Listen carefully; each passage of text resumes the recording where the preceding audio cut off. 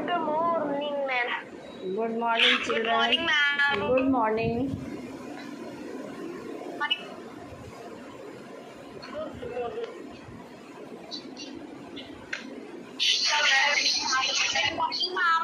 Good morning, children. Good morning, ma'am. Good morning. Good morning. Good morning, children. Yesterday, had you practiced how to balance the chemical equation and how to write the chemical formula? Yes, ma'am. Yes, ma'am. Yes, ma'am. So now you will not commit Yes, any ma'am. mistake. Ma'am, what? Now I think you will not commit any mistake in balancing the chemical equation or writing chemical formula. No, ma'am. Yes, ma'am. Yes, ma'am. Okay, today you are going to revise chapter 1. Okay, Chapter 1 you are going to revise nutrition in living organisms, plants. Okay? All of you have read that energy is very important in our body because we can perform any work if energy is there in our body. Okay? In order to stay alive, all living organisms require energy. We require energy to perform our life processes also. Life processes means without that process we cannot survive.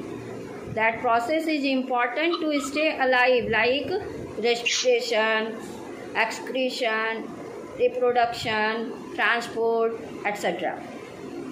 So all living organisms perform life processes. These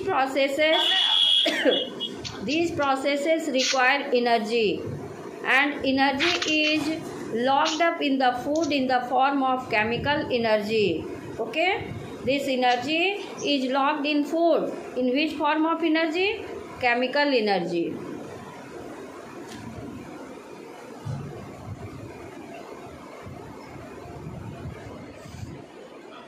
Now this energy is broken that we require for carry out life processes. It is locked up in the food, and we need to unlock this energy. We need to unlock this energy to carry out our life processes. And the food is broken down into smaller units to then it is converted into soluble molecules.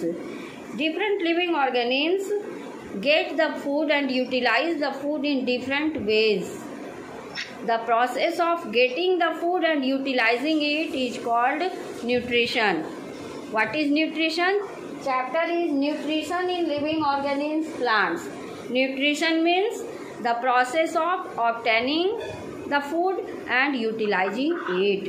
हम लोग food को जो obtain means get, food को हम लोग लेते हैं और उसको यूज करते हैं, इसी प्रोसेस को हम कहते हैं nutrition. Am I clear? Ma'am, please repeat the line. Yes, ma'am. All living organisms perform energy to carry out life processes. These processes are important to stay alive, and all these life processes require energy. This energy is locked up in the food, and when the energy is unlocked, when energy is unlocked, when the food is broken down into smaller particles and it is converted into soluble form, then we can use it. The process of obtaining the food and utilizing it is called nutrition. ठीक है, हम लोगों के body में जो life process होता है, life process किसको कहते हैं? जैसे रेस्पिरेशन, रिप्रोडक्शन, ट्रांसपोर्ट, एक्सक्रीशन, ये सारे लाइफ प्रोसेसेस हैं. इसको लाइफ प्रोसेस इसलिए कहते हैं क्योंकि ये अगर हमारे बॉडी में नहीं होगा तो हम लोग जिंदा नहीं रहेंगे. ठीक है, और इस सारे लाइफ प्रोसेस के लिए बॉडी में क्या चाहिए? एनर्जी चाहिए. एनर्जी कहाँ से मिलता है? फूड से मिलता है. फूड में एनर्जी लॉक रहता है. किस फॉर्म में? केमिकल एनर्जी के फॉर्म में. केमिकल में. और जब ये अनलॉक होता है एनर्जी, तभी हम लोग इसको यूज कर सकते हैं। तो ये जो प्रोसेस आप देख रहे हैं न्यूट्रिशन, ये इसका मतलब क्या है, हम लोग फूड को कैसे लेते हैं ना, process of obtaining food and utilising it, और कैसे हम लोग उसको यूज करते हैं, इसी प्रोसेस को हम कहते हैं nutrition. Nutrition means the process of obtaining and utilising food is called nutrition. Okay, why do we use food? To get energy. And why do we need energy? To carry out our life process. Without life process we cannot survive. ठीक है, तो life process को करने के लिए energy चाहिए, और energy कहाँ से मिलता है? फूड से मिलता है। फूड में कौन सा एनर्जी स्टोर रहता है? केमिकल एनर्जी स्टोर होता है। ठीक है, और न्यूट्रिशन का मतलब है हम लोग फूड को कैसे लेते हैं और उसको कैसे यूज करते हैं। ठीक है, our food contains many type of substances. These substances are called nutrients like carbohydrates, fats, proteins, minerals, vitamins, roughage. All these are present in our food. So our food contains many substances, and these substances are called nutrients. Why these substances are essential? These substances are important for the functioning of our body. हमारा body सही ढंग से काम करे, इसीलिए ये जो है न्यूट्रिएंट्स हमारे लिए ज़रूरी है। ठीक है, am I clear? What is nutrition and what is nutrient? Nutrition means process of obtaining and utilising food. Food को हम कैसे लेते हैं, हमारे बॉडी में कैसे आता है, और उसको हम कैसे यूज करते हैं, इसको हम कहते हैं nutrition. And our food contents process of obtaining. Obtain means to get. How do we get food and how do we use it? The process of obtaining and utilizing food is called nutrition. Okay, our food contains many substances which are essential for the functioning of our body. हमारे food में बहुत से चीज़ होते हैं जो हमारे body को काम करने के लिए ज़रूरी है। These substances are called nutrients. और फूड में जो सब्सटेंस होते हैं इसी को हम न्यूट्रिएंट कहते हैं। क्या क्या रहते हैं फूड में? Carbohydrates, fats, proteins, vitamins, minerals, roughage, all these are present in our food and they are called nutrients. ठीक है बच्चों? Did you understand? Yes, ma'am. Okay. Okay. Yes, ma'am. Now, nutrition is of two types: autotrophic nutrition and heterotrophic nutrition. Autotrophic nutrition and heterotrophic nutrition, two types of nutrition. Am I clear? Autotrophic and heterotrophic, two types of nutrition. Now this autotrophic is Greek word. Auto means self and trop means nutrition. Autotrophic nutrition, it is a Greek word. Auto means self. Sometimes teachers are not in the classroom and you are supposed to do self study. Self means स्वयं, अपने आप, खुद से। तो यहाँ auto means self and trop means nutrition. Autotrophic nutrition is the mode of nutrition which takes place in green plants and some bacteria. They can prepare their own food by photosynthesis. They are called autotrophs and the mode of nutrition is called autotrophic nutrition. ठीक है बच्चों, autotroph जो है ये mode of nutrition है जिसमें green plants और कुछ बैक्टीरिया अपना फूड अपने बनाते हैं। ठीक है, और जो हेट्रोट्रॉपिक न्यूट्रिशन है, hetero means others and trop means nutrition. Some organisms cannot prepare their food. They depend on others to get their food. They are called heterotrophs. And the mode of nutrition is called heterotrophic nutrition. Heterotrophic nutrition. यहाँ तक बात समझ में आई? Yes, ma'am. Yes, ma'am. Nutrition is of two types: autotrophic nutrition, heterotrophic nutrition. Autotroph is a Greek word. Auto means self and trop means nutrition. green plants and some bacteria can prepare their own food by photosynthesis. They are called autotrophs, and the mode of nutrition is called autotrophic nutrition. Okay? And heterotroph means, hetero means others and troph means nutrition. Some organisms cannot prepare their own food. They depend on others to get their food.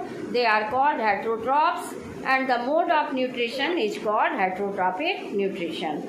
Okay? Like all of you know, the non-green plants like fungus, they are non-green plant, and animals, all the animals, they do not prepare their food. They depend on others to get their food. They are called heterotrophs.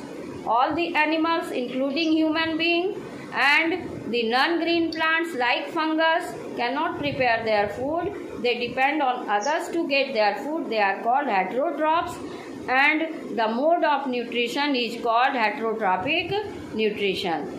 Okay? Any problem? No, ma'am. Okay. Now you should know, children. No, ma'am.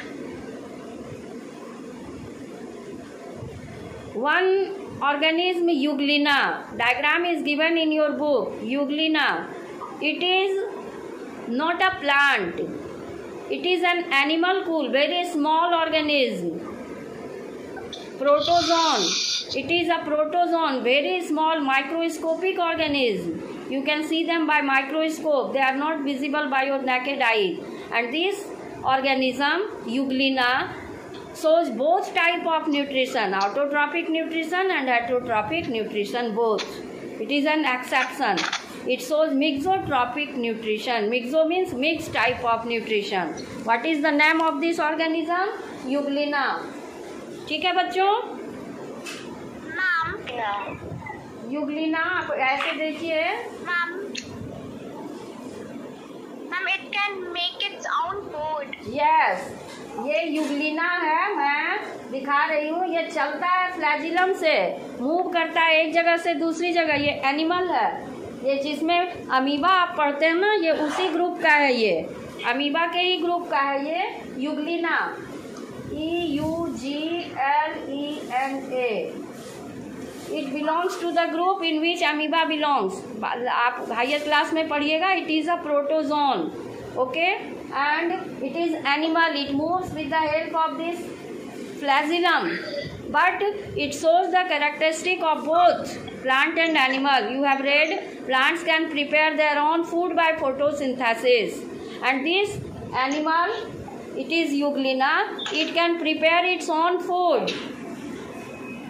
Okay, it can prepare its food by autotrophic nutrition and by heterotrophic nutrition, both take place in Euglena. ठीक है? Euglena is an organism that shows both autotrophic and heterotrophic mode of nutrition. It has plant-like feature and animal-like feature. What is plant-like feature? It can prepare its food by photosynthesis. Ma'am, it its own food. Yes, it is plant-like feature. Plant के जैसा इसमें गुण है क्या कि ये अपना food अपने बनाता है. ऑटोट्रॉपिक न्यूट्रिशन होता है. और एनिमल वाला क्या कैरेक्टर में बताइए? It can move from one place to another place. Plants do not move. Plants remain fix, but this animal can move with this whip like structure. whip means चाबुक. इसी को फ्लैजिलम कहते हैं. इसी से ये मूव करते हैं एक जगह से दूसरी जगह. और इसमें दोनों तरह का न्यूट्रिशन होता है. It shows both types of nutrition, autotrophic nutrition as well as heterotrophic nutrition. Okay, so can you give one example of organism that shows both type of nutrition? Euglena. Yes, very good. Euglena, very good. Now you will read photosynthesis. Yes, ma'am. Photosynthesis, you have already read. Photo means light and synthesis means to prepare, to synthesize. Okay, writing here. I am writing.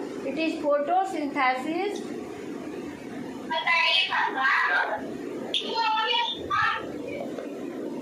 Photosynthesis.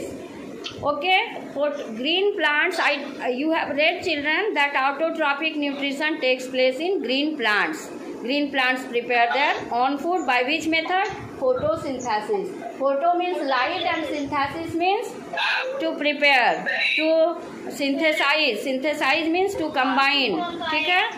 तो green plants prepare their own food. How do they prepare food?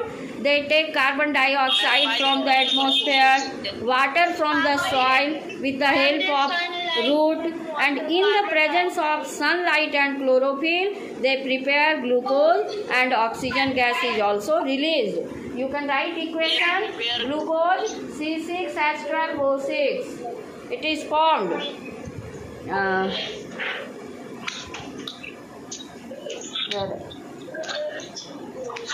Plants get carbon.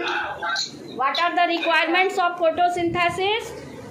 Requirement of photosynthesis are carbon dioxide, water, sunlight and chlorophyll.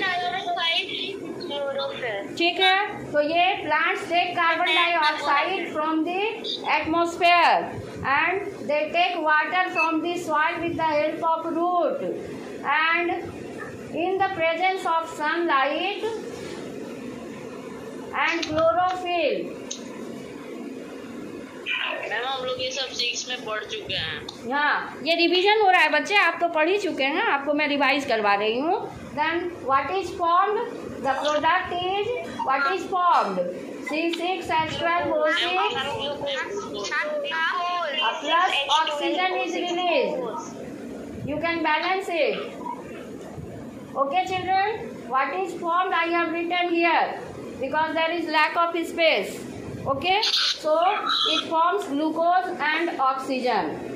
Now, question is that the plants get water and mineral through which tissue? Vascular tissue called xylem.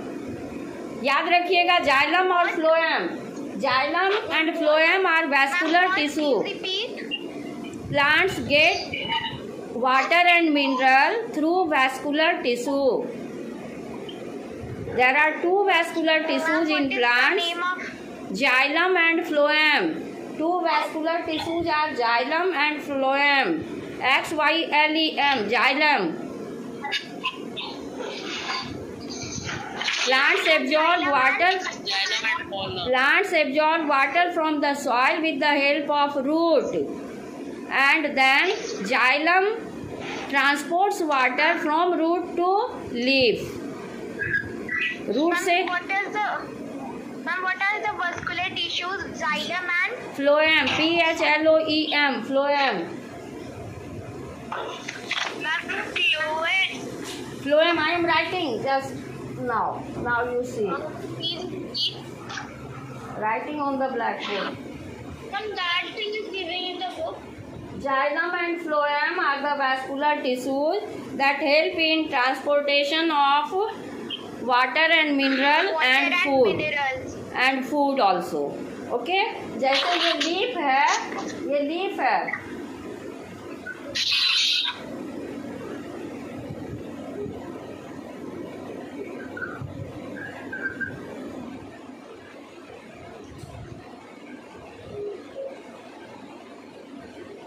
All of you should know leaf is the kitchen of the plant.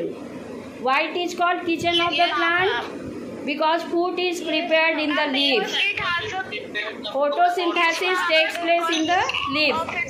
Children, listen. When I am speaking, you remain silent. When you will be asked, that time you have to reply. Right now, you listen quietly. Okay? Food is prepared in the green plants by photosynthesis. Plants take carbon dioxide from the atmosphere. Carbon dioxide is in the air and it enters the leaf through the stomata. Stomata are minute pores, and carbon dioxide enters the leaf, and water is transported, and roots absorb water from the soil, and this water is transported through this vascular tissue xylem, and water also enters the leaf. यहाँ आ गया पानी, कहाँ से आया? Root absorb करता है soil से पानी को, और रूट से ये पाइप जैसा स्ट्रक्चर होता है वैस्कुलर टिश्यू जाइलम, ठीक है। और जाइलम जो है पानी को ट्रांसपोर्ट करता है, ले जाता है रूट से लीफ तक। ये लीफ में आ गया वाटर, ये कार्बन डाइऑक्साइड आ गया, और सनलाइट के प्रेजेंस में ये सनलाइट है, सनलाइट भी आता है। सनलाइट को कौन लेता है लीफ में? Chlorophyll. Chlorophyll traps the sunlight, okay, and this sunlight is used as the energy to make the food. Now the green plants get carbon dioxide from the air, water from the soil, sunlight, and chlorophyll is present in the leaf. The food is prepared in the leaf. This food is glucose, C6H12O6, and oxygen is also released. This oxygen is given to the atmosphere. ठीक है? Any problem? फिर से मैं repeat कर रही हूँ। Carbon dioxide is in the air, leaf gets carbon dioxide through stomata by a process called diffusion, and water is present between the soil particles. The roots absorb water from the soil, and then this water is transported through xylem tissue. It is a vascular tissue. It is pipe-like structure. जैसे आप washing machine में देखते हैं ना pipe जिससे पानी drain होता है, उसी तरह ये पाइप जैसा स्ट्रक्चर है। जाइलम जो है वो ट्यूब जैसा स्ट्रक्चर है, पाइप जैसा, और यही पानी को ले जाता है। ये ऊपर आता है पानी और चला जाता है कहाँ? लीफ में। लीफ में आ गया पानी, और सनलाइट से क्लोरोफिल जो है सनलाइट को ट्रैप करता है, लेता है। अब सारे इंग्रेडिएंट्स आ गए, carbon dioxide, water, sunlight, chlorophyll. तो ये इक्वेशन आप देख रहे हैं क्या बन रहा है? ग्लूकोज बन रहा है और ऑक्सीजन बन रहा है। ऑक्सीजन फिर से एयर में स्टोमेटा से चला जाता है, ठीक है। तो इस तरह से photosynthesis takes place in plant. Did you understand? Everybody has understood? Yes, ma'am. Now, what are the products of photosynthesis you have seen? Glucose and oxygen. These are the products of photosynthesis. Now, modes of nutrition, that is heterotrophic nutrition. अब देखिए heterotrophic nutrition मैं बता रही हूँ। आपने पढ़ा ना heterotrophic nutrition? Heterotrophic nutrition is of different types. Heterotrophic, like saprotrophic,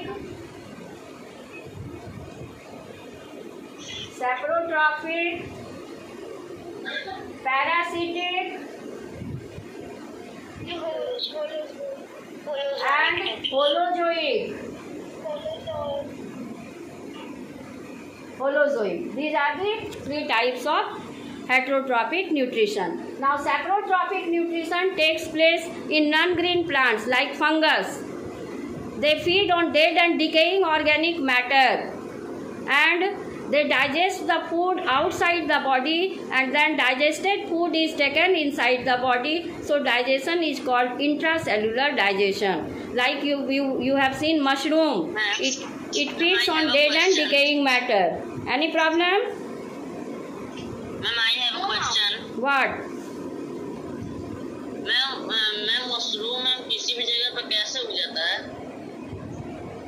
dead and decaying organic matter को वो फीड करता है और इसीलिए ग्रो करता है कहीं भी, ठीक है।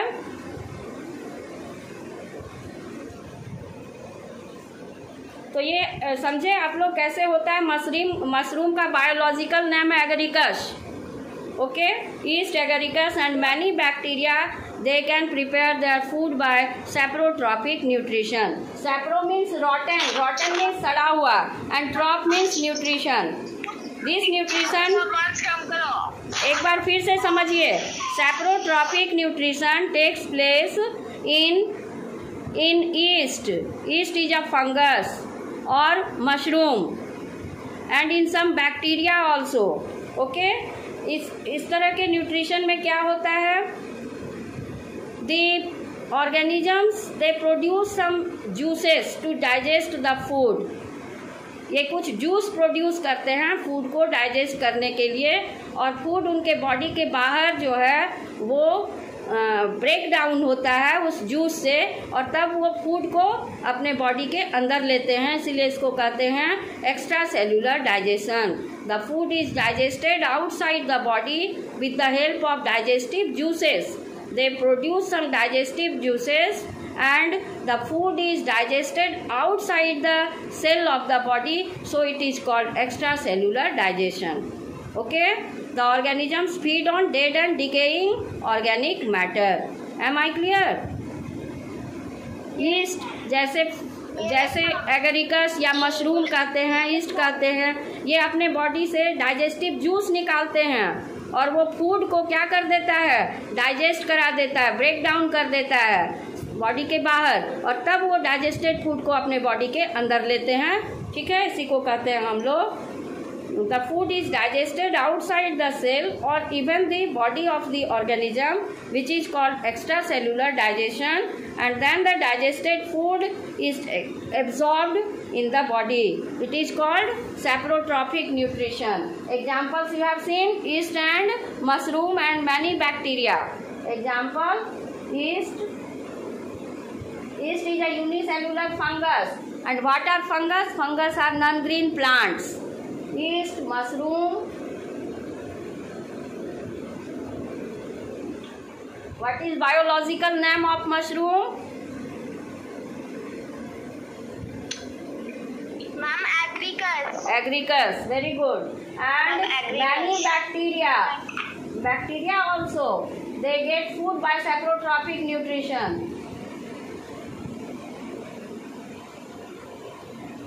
Next you will see children, parasitic nutrition, in which one organism gets the food from the other organism, okay, and harm the other organism. Like you have seen that bed bug, जिसको खटमल कहते हैं, it sucks the blood of other organism and get food from the other organism, in which two organisms are there and one organism feeds on the other. The other organism on which it feeds is called host, okay, and the host is harmed by the parasite. Many examples are there. Mosquito is a parasite. It sucks the blood of human being. Human being is host and mosquito is a parasite. And the mode of nutrition is called parasitic nutrition. Parasite. Okay?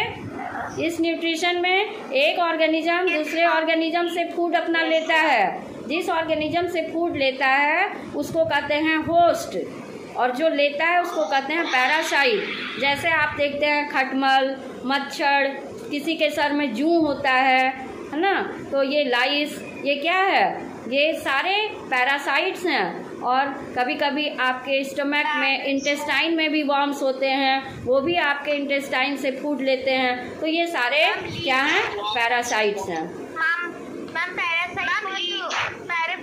Parasites बहुत beneficial होते हैं और host बहुत harmful हो जाते हैं. हाँ, host को हार्म पहुंचता है, पैरासाइट बेनिफिटेड होते हैं. ठीक है, पैरासाइट को फायदा होता है और होस्ट को नुकसान हो जाता है. तो एनी प्रॉब्लम? लीच भी एक. हाँ, leech is also parasite. It sucks the blood. Okay, in plants you will see cuscuta is a parasite. ठीक है ना, अभी प्लांट आप पढ़ रहे हैं इसलिए पहले जान जाइए कस्क्यूटा के बारे में. एनिमल में पैरासिटिक में आप देखिएगा मॉस्क्यूटो, बेडबग, लाइस, लीच, ये सारे एनिमल्स हैं. Right now you are reading nutrition in plants, so you should know cuscuta is a parasite. It gets the food from the other plant. It can be observed as yellowish thread-like structure without leaves growing on other plants. है ना, ये yellow colour का आपको diagram जो दिख रहा है ना, कस्क्यूटा का है. ठीक है, और ये दूसरे प्लांट से अपना फूड लेता है। तो ऐसा देखा है मैंने। इसके को अमरबेल होते हैं ना। Other example is Venus flytrap or pitcher plant. These are also insectivorous plants. They take insects as their food and this insect fulfills the requirement of nitrogen. ठीक है, insectivorous plants feed on insects to fulfill their nitrogen requirement. उनको nitrogen मिलता है insect को digest करने से। और insectivorous plants कौन कौन से हैं? अभी आपने पढ़ा pitcher plant. Why it is called pitcher plant? Because the leaf is modified into a pitcher like structure. Leaf कैसा बन गया है? घड़ा जैसा। और जैसे ही कोई इंसेक्ट उस पर बैठता है उसके ऊपर लीड होता है, देख रहे हैं लीड, ढक्कन, और वो बंद हो जाता है और इंसेक्ट ट्रैप हो जाता है और उसको फिर वो बाहर नहीं निकलने देते हैं। उनमें हेयरी लाइक स्ट्रक्चर होता है, हेयर लाइक, और वो ट्रैप होकर उसी में डाइजेस्ट हो जाते हैं। तो this is insectivorous plant, it is pitcher plant. How this insect helps the pitcher plant? It helps to fulfill the requirement of nitrogen. Plant को नाइट्रोजन मिल जाता है इंसेक्ट को खाने से। ठीक है, एनी प्रॉब्लम? पिचर प्लांट भी एक पैरासाइट हुआ। Here pitcher plant is parasite and it is feeding on insect. Okay, any problem? No ma'am. Now next mode of nutrition, next mode of nutrition is saprotrophic nutrition। के बाद है आपका symbiotic relationship। Nutrition आपने पढ़ लिया, ठीक है, nutrition is over. This holozoic nutrition you will read in the next chapter. Holozoic nutrition takes place in animals like human being, amoeba, cat, dog, lion, tiger. Okay, this you will learn in next chapter. Right now one topic is symbiotic relationship, in which two organisms live together and both are benefited by each other. No one is harmed from anyone. In parasitic nutrition one organism is harmed, है ना, other organism is benefited, but in symbiotic relationship both the organisms are benefited by each other. Like symbiotic relationship, you see rhizobium lives in the root nodules of leguminous plant. Rhizobium कहाँ होता है? Root के nodule, मतलब गांठ जैसा structure होता है root में। कौन से, किसके रूट में? लेग्यूमिनस प्लांट, जैसे पी, बीन्स, है ना, पी, बीन्स, ये सब सोयाबीन, ये सब लेग्यूमिनस प्लांट हैं। उनके रूट में एक बैक्टीरिया रहता है राइजोबियम, और वो एटमॉस्फेयर से नाइट्रोजन को कन्वर्ट कर देता है, कंपाउंड ऑफ नाइट्रोजन में सॉइल में जाता है और प्लांट इसको यूज करते हैं। एटमॉस्फेयर के नाइट्रोजन को प्लांट नहीं यूज कर सकते हैं, ठीक है। तो ये बैक्टीरिया जो राइजोबियम है ये हेल्प करता है नाइट्रोजन को फिक्स करने में सॉइल में। इनको बायोलॉजिकल नाइट्रोजन फिक्सर भी बोलते हैं, ठीक है बच्चों। तो ये राइजोबियम हेल्प करता है प्लांट को। कैसे हेल्प करता है? नाइट्रोजन देता है। और प्लांट कैसे हेल्प करता है राइजोबियम को? राइजोबियम उनके रूट में रहता है, ठीक है, शेल्टर देता है, शेल्टर देता है, तो दोनों एक दूसरे को फायदा पहुंचा रहा है। तो ये रिलेशनशिप कैसा हो गया? Symbiotic relationship.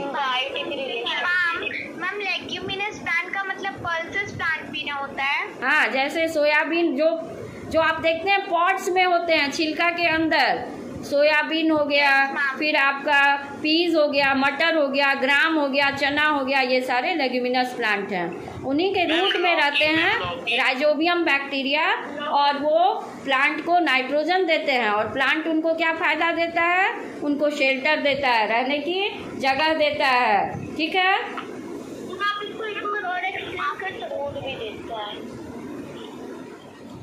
Any problem?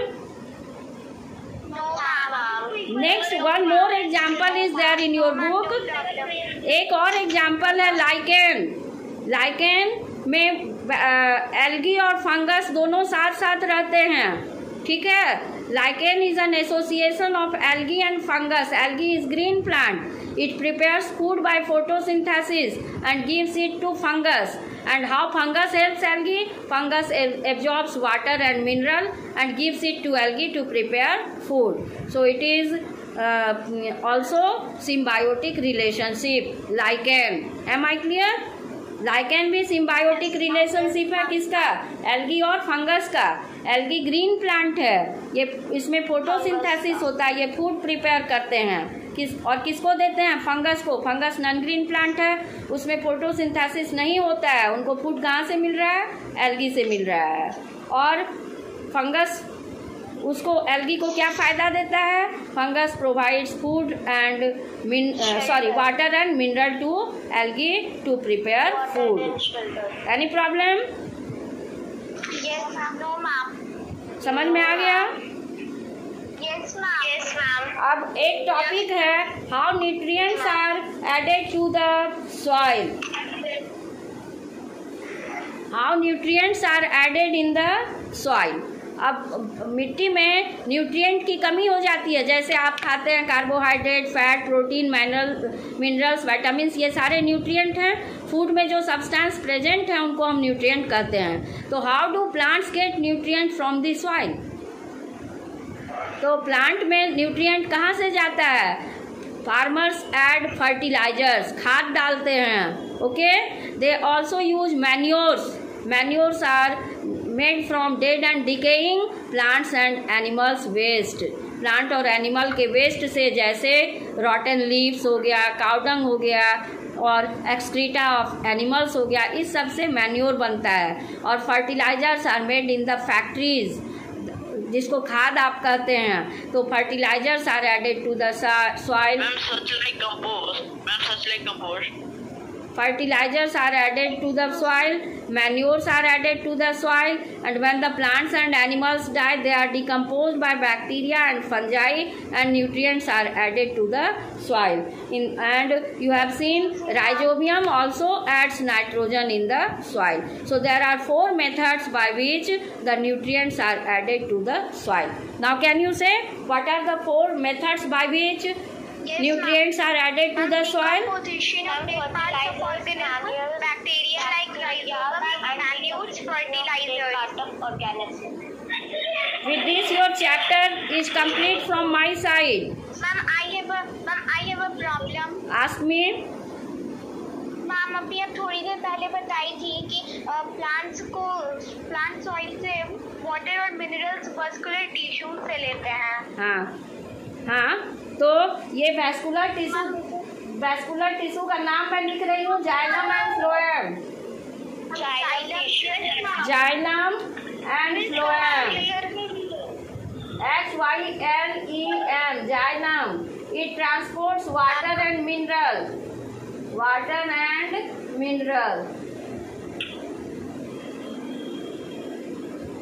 And when the food is prepared in the leaf, जब फूड बन जाता है लीफ में, then this food is transported to other parts of the plant body by phloem.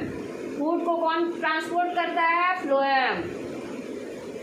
It transports food. Both are vascular tissues, tube-like structure, pipe-like structure. ठीक है, तो आपका chapter 1 मैंने रिवीजन करवा दिया। मैं पढ़ाई नहीं थी आपको ये चैप्टर, इसलिए मैंने आपको एक बार पढ़ा भी दिया। ठीक है ना? That time some other teacher was there in your class, so I have taught myself also. Now I am satisfied. Yes, now I will raise question and one by one you have to reply. All of you will not speak together, otherwise I will deduct marks.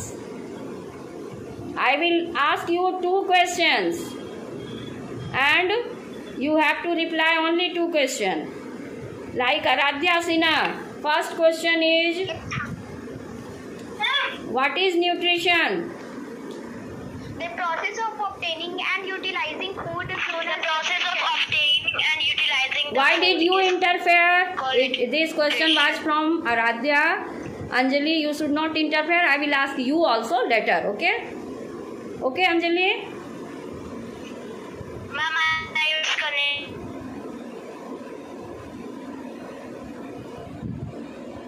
Now your time is over. Okay, thank you children.